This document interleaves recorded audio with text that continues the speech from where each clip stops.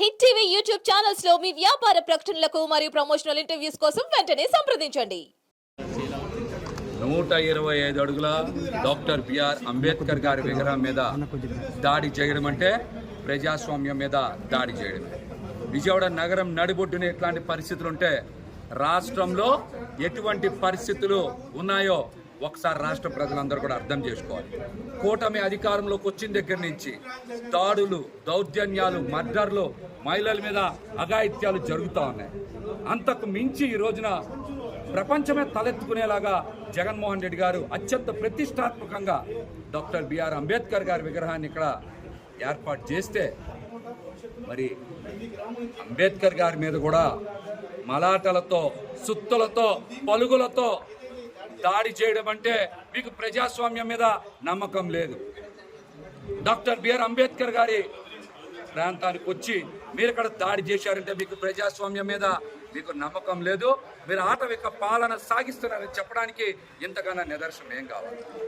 ఈ దాడి పూర్తిగా చంద్రబాబు నాయుడు గారు, లోకేష్ గారి కనుసాగల్లోనే జరిగింది. అందుకని అధికారులందరూ కూడా సహకరించారు.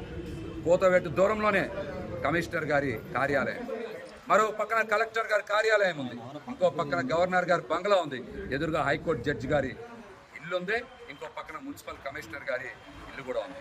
మరి ఇంతమంది రాజ్యాంగబద్ధంగా మరి విధులు నిర్వర్తిస్తున్నటువంటి అధికారుల నివాసాల మధ్య ఉన్నటువంటి అంబేద్కర్ గారి విగ్రహానికి రక్షణ లేదంటే ఈ రాష్ట్రంలో రాజ్యాంగానికి, ప్రజాస్వామ్యానికి రక్షణ లేదని చాలా స్పష్టంగా అర్థం.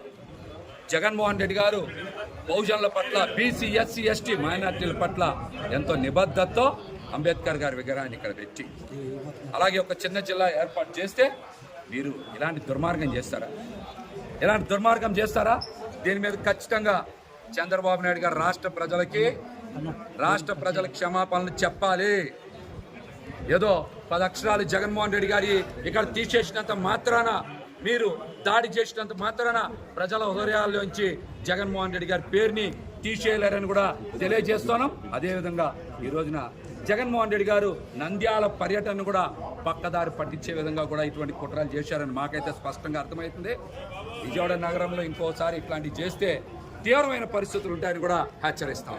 హిట్ టీవీ యాప్ ని డౌన్లోడ్ చేసుకోండి. ఇందులో short news, live news, entertainment movies అన్ని అవైలబుల్ గా ఉన్నాయి. Please download Hit TV app. Hit TV app. Hit TV యాప్ని ఫ్రీగా డౌన్లోడ్ చేసుకోండి.